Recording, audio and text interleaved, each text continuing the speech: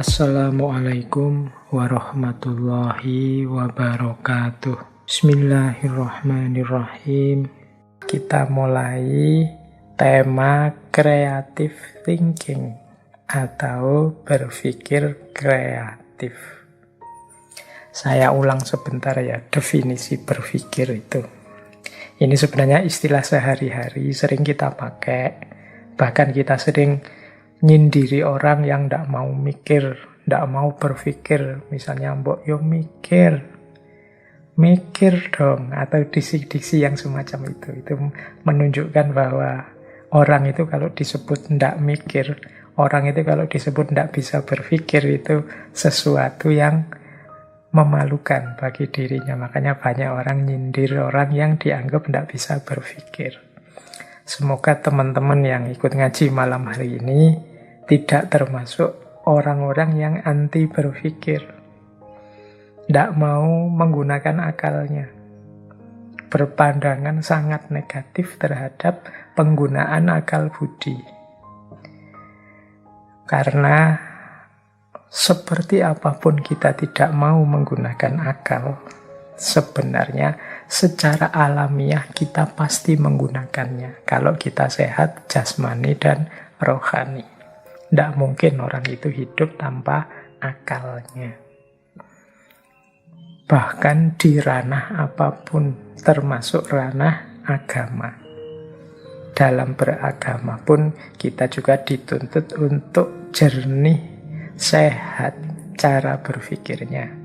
Meskipun nanti tentu saja standar berpikir jernih dan berpikir sehat itu kadang-kadang beda-beda. Nah, ini yang sering kemudian jadi perdebatan, sering jadi masalah.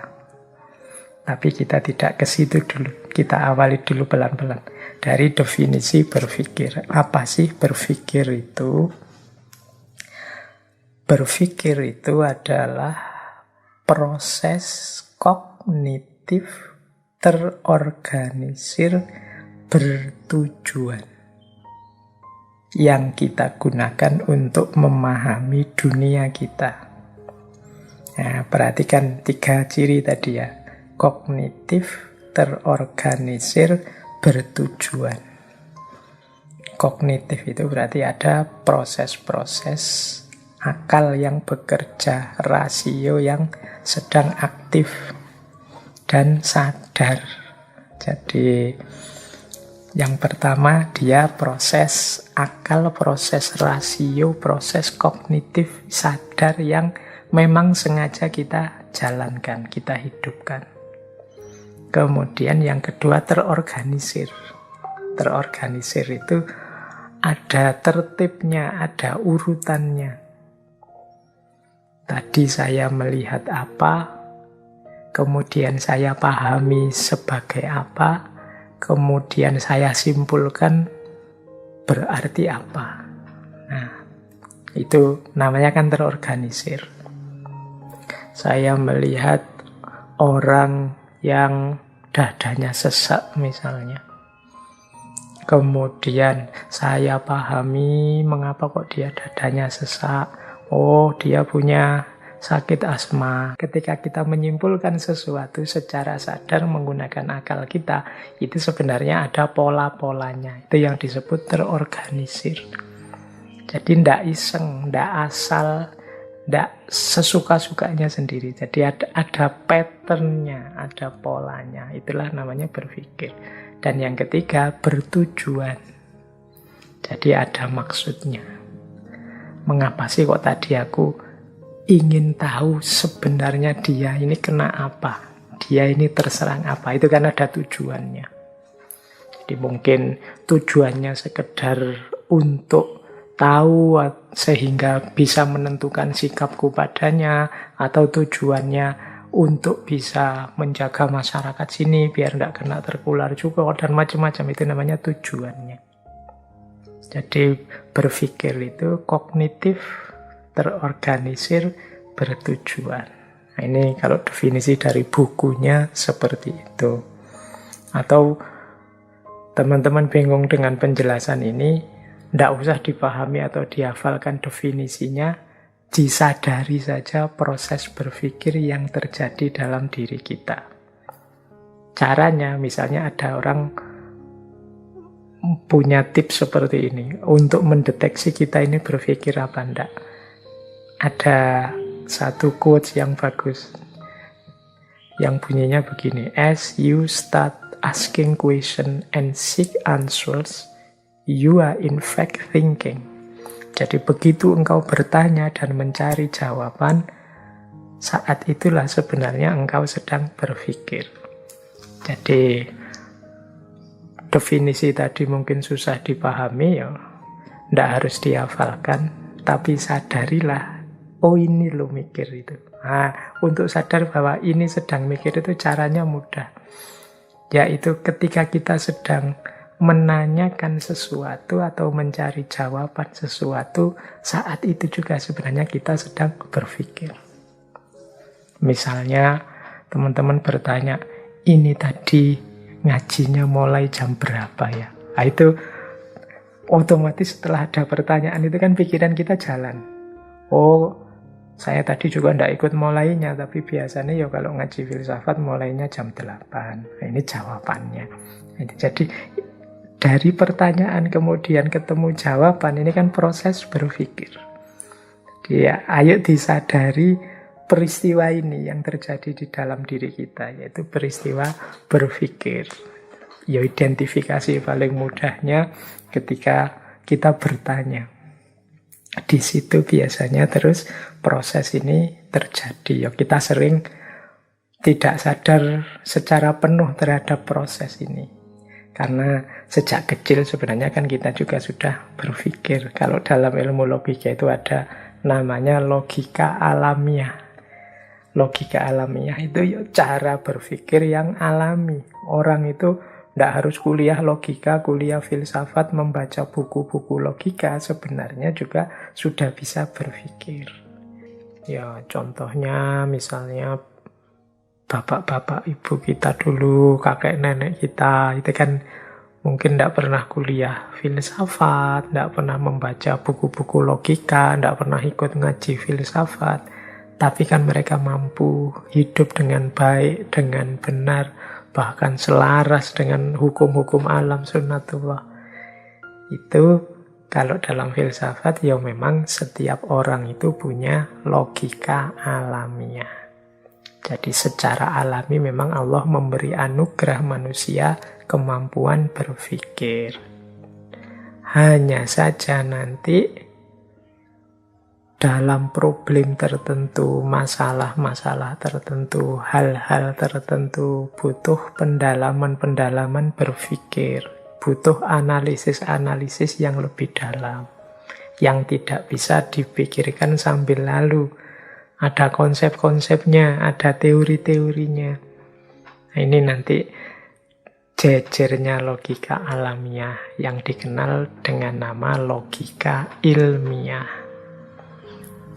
Jadi ini nanti ada di kuliah atau pelajaran logika. Bedanya logika yang alamiah dan logika yang ilmiah. Jadi ada kan orang yang bilang, alah ngapain sih pakai belajar logika segala, belajar filsafat segala. Saya tidak pernah belajar filsafat juga bisa mikir. Ya, secara alamiah memang manusia punya kemampuan berpikir. Cuma nanti ada problem-problem tertentu yang kita butuh skill, cara berpikir yang tidak bisa digeneralkan begitu saja dianggap sama. Butuh pemahaman-pemahaman khusus, bahkan butuh rumus-rumus khusus. Kalau di kuliah logika sering saya beri contoh, misalnya kita itu kan sering misalnya berpikir logis itu. Sederhananya sering pakai contoh, semua manusia mati, saya manusia, maka saya mati. Itu kan kita sering pakai contoh ini. Ini secara alami orang juga bisa menerima itu. Tapi kalau ada kasus khusus, misalnya kalimatnya diganti. Setiap bapak adalah laki-laki. Saya laki-laki. berarti saya, itu kalau pakai rumus tadi itu harusnya berarti saya bapak. Tapi kan tidak mesti kalau yang mengucapkan kalimat ini teman-teman yang belum nikah kan ya. Jadinya tidak cocok, tidak pas. Nah ini salah satu contoh ya kita harus paham teorinya, paham rumusnya. Nah kalau ini tidak bisa disimpulkan sambil lalu, harus dipikir lebih dalam lagi. Ini salahnya di mana, tidak pasnya di mana. Di sini nanti kita perlu logika ilmiah. Nah, itu contoh sederhana. Bagaimana dalam hidup ini kita butuh belajar kemampuan berpikir. Baik, kita lanjutkan. Jadi paling tidak sekarang ngerti yang dimaksud berpikir. Nah, berpikir itu secara umum ada dua tipe. Ini yang satu sudah saya sampaikan dulu. Jadi dua tipe ini, yang pertama adalah critical thinking, berpikir kritis. Yang kedua adalah creative thinking, atau berpikir kreatif. Malam ini kita lanjutkan tipe yang satunya, yaitu berpikir kreatif. Kalau yang berpikir kritis itu kan ada menganalisis, mengevaluasi, menalar, dan lain sebagainya. Nah, kalau creative thinking itu hasilnya adalah ide-ide baru, gagasan-gagasan baru. Itu namanya creative thinking atau berpikir kreatif. Ini cara berpikir yang berbeda, meskipun saling membutuhkan, saling mendukung. Jadi yang satu kritis, yang satu kreatif.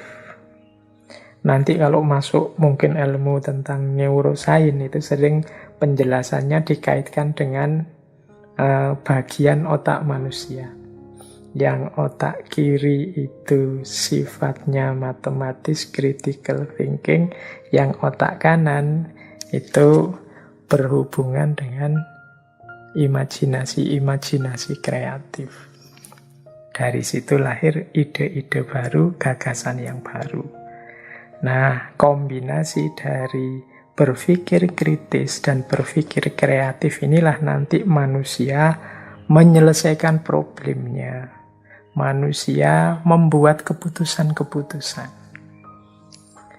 Kalau orang hanya kritis saja tapi tidak kreatif, ya bagus. Dia hidup dengan tepat, dengan benar, tapi hidupnya tidak berkembang. Ya macet di situ-situ saja, muter di situ saja. Tidak ada ide baru, tidak ada gagasan baru. Jadi kalau ada pertanyaan, Pak, Indonesia ini kok tidak maju-maju ya Pak? Inovasi-inovasi sains, teknologi kok tidak berkembang? Kita ini kok hanya konsumen saja ya Pak? Hanya mengkonsumsi produk-produknya orang, gagasan-gagasan, ide-idenya orang. Nah, itu mungkin salah satu jawabannya adalah banyak di antara kita yang kurang kemampuan berpikir kreatifnya. Yang kritis mungkin sudah banyak. Yang kritis itu kan kelihatan lah kalau teman-teman nonton podcast-podcast, medsos, orang diskusi, orang menganalisis ini, menganalisis itu kita banyak sekali ahlinya, komentator ini, komentator itu di mana-mana ada. Mungkin kita yang agak kurang adalah para ahli yang kuat dalam hal berpikir kreatif. Menghasilkan ide-ide baru, gagasan-gagasan baru, tawaran-tawaran yang baru. Ya kalau tidak ada yang baru kan kita tidak berkembang, kita mandek di situ saja. Jadi kalau ingin progres, ingin maju, antara lain kita harus mengasah kemampuan berpikir kreatif kita. Nah, ya meskipun kemampuan berpikir kritisnya jangan ditinggal. Kreatif tanpa kritis nanti ngawur. Kritis tapi tidak kreatif ya jalan di tempat. Kita tidak berkembang, tidak maju-maju. Dua kutub ini penting. Oleh Allah difasilitasi dengan otak kiri dan otak kanan. yang punya kapasitas yang berbeda, keahlian yang berbeda. Ini yang berarti di antara bentuk syukur kita terhadap anugerah Allah itu, ya mari kita optimalkan dua-duanya, critical thinking dan creative thinking.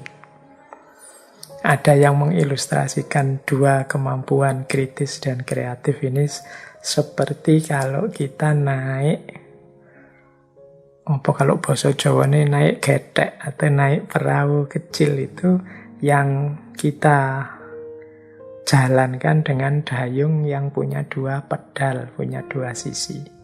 Sisi yang satu itu berpikir kritis, sisi yang satu berpikir kreatif. Ini dua-duanya harus hidup.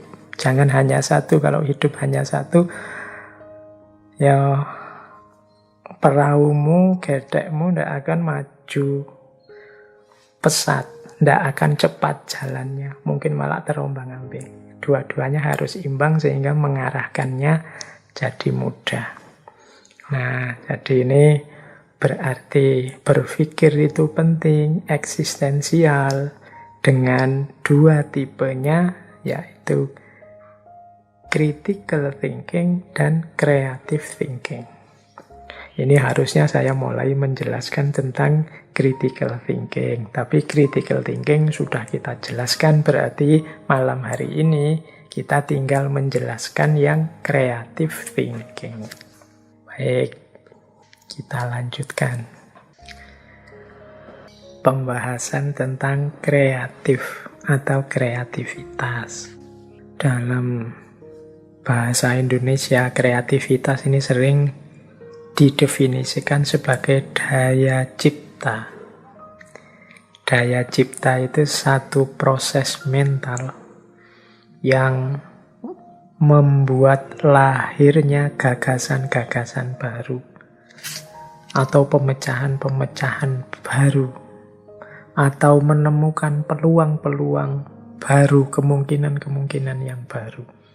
Ini kalau dalam bahasa Indonesia ini disebut daya cipta.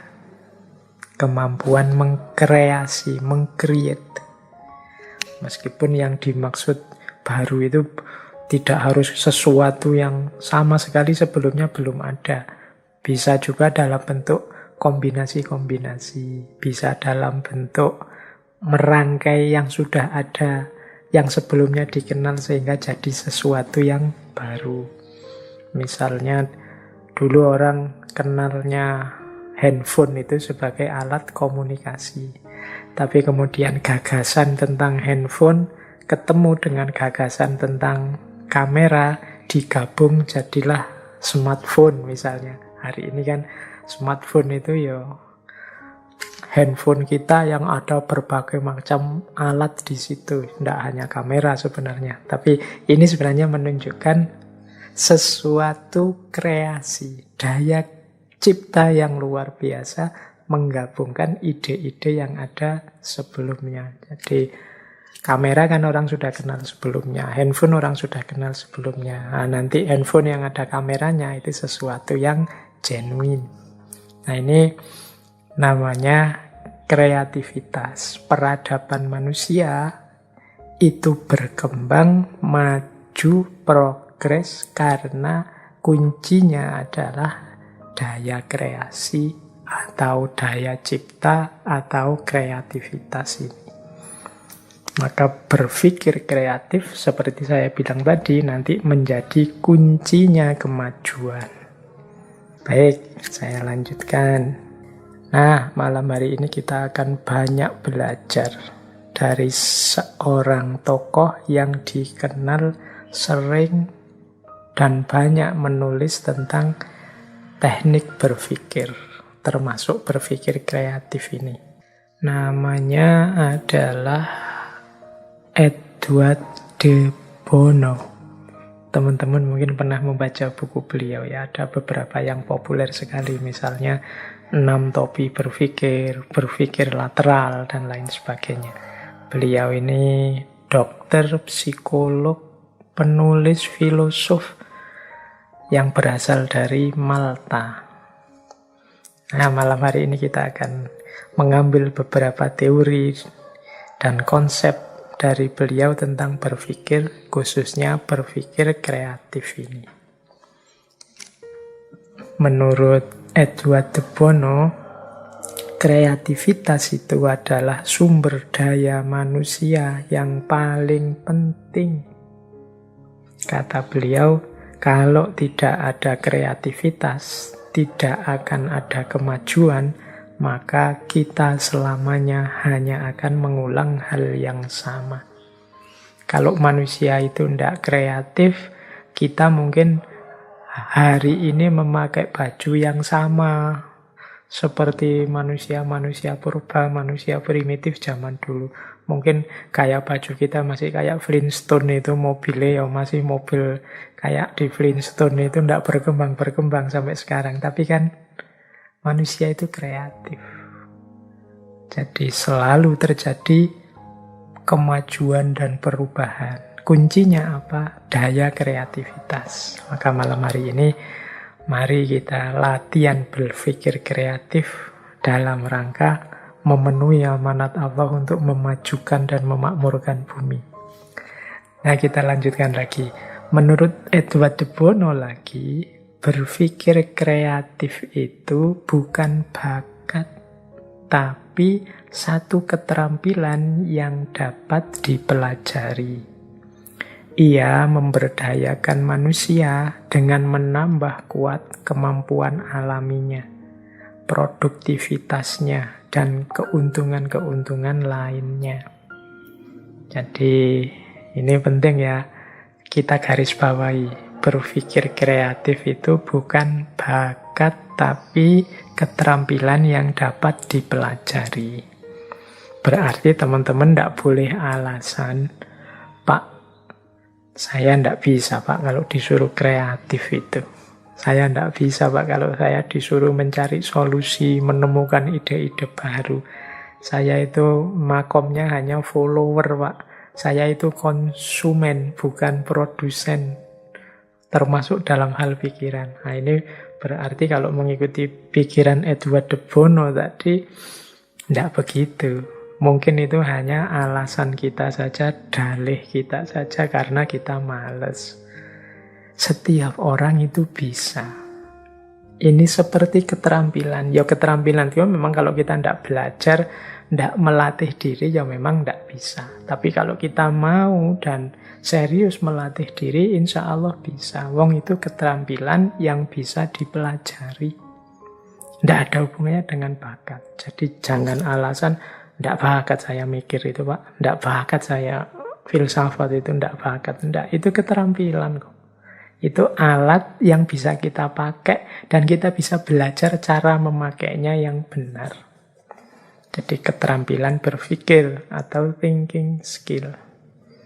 Ini penting karena sering saya dengar orang dengan dalih ini kemudian tidak mau belajar untuk cara berpikir yang benar, belajar logika atau belajar filsafat. Tidak, ini bukan bakat, tapi keterampilan. Berarti kuncinya ada kita mau atau tidak untuk berlatih dan belajar sampai kita menguasai keterampilan itu.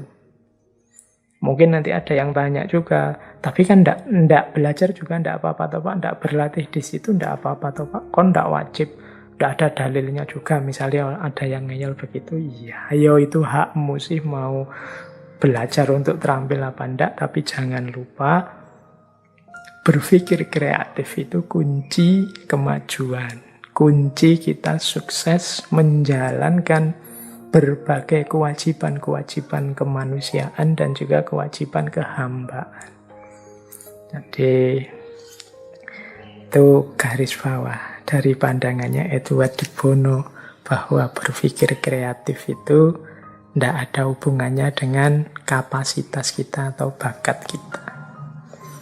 Makanya ada quote yang terkenal sekali yang bunyinya stop killing your own ideas. Berhenti membunuh gagasanmu sendiri. Bagaimana kok orang membunuh gagasannya sendiri? Dengan cara dia tidak mau berpikir. Coba dia mau berpikir, coba dia mau mengembangkan pemikirannya. Mungkin dari dirinya akan muncul ide-ide segar, gagasan-gagasan yang luar biasa, yang manfaat maslahatnya banyak. Jadi stop killing your own ideas. Jadi jangan membunuh dirimu sendiri secara intelektual. Nah, itu mungkin maknanya begitu. Membunuh diri secara intelektual itu dengan tidak mau mikir atau punya pandangan biar yang pinter-pinter saja Pak, yang lain saja yang mikir. Saya tidak nyampe Pak, saya tidak tuh saya mikir sampai ke sana. Kan ada yang pendiriannya seperti itu. Nah, itu mirip seperti kritik dari quotes ini. Stop killing your own ideas. Jadi mbok jangan bunuh diri intelektual. Ayo berjuang. Ya namanya berjuang ya tetap semampu kita. Jangan mau berhenti berpikir. Ada pandangan bahwa setiap orang itu sebenarnya kreatif. Tidak ada kok orang itu tidak kreatif. Ada pandangan juga semakin kita percaya bahwa kita kreatif, semakin kita akan kreatif. Mengapa kok ada orang yang merasa dirinya tidak kreatif? Pertama-tama karena dia sejak awal sudah tidak percaya bahwa dirinya kreatif. Allah itu menganugerahkan akal pada kita dengan jutaan, puluhan, mungkin ratusan juta potensi yang luar biasa. Hanya kita saja yang mungkin kurang aktif menggalinya.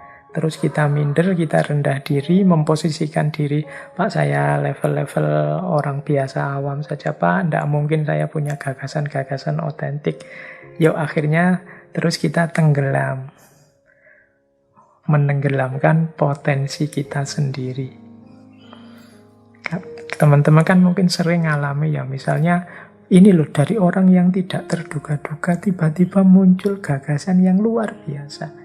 Ini orang ini hanya pedagang keliling, tapi begitu diajak ngobrol, keluar ceplosan yang mengagetkan, yang tidak kalah dibandingkan para filosof. Simbahku, nenekku ini hanya petani, tapi kalau menasehati kalah Cicero, Seneca, Marcus Aurelius itu. Mengapa bisa begitu? Ya memang karena setiap orang punya derajat level intelektual yang tinggi. Hanya saja mungkin banyak orang yang tidak sadar atau tidak percaya dengan kapasitas dan kemampuannya. Ada pandangan lagi kreativitas seseorang itu dari ekspresi otentiknya. Kalau teman-teman ingin kreatif, berhenti jadi follower saja, yang membebek saja, ikut saja gagasan orang. Itu yang membuat kita selalu bingung, terombang-ambing ke kiri, ke kanan, ke selatan, ke utara. Ayo, ekspresikan keinginan otentikmu. Ungkapkan apa yang engkau inginkan. Jangan malu-malu menyatakan apa yang terlintas di pikiranmu. Siapa tahu dari situ muncul gagasan-gagasan besar dan penting. Jadi stop killing your ideas.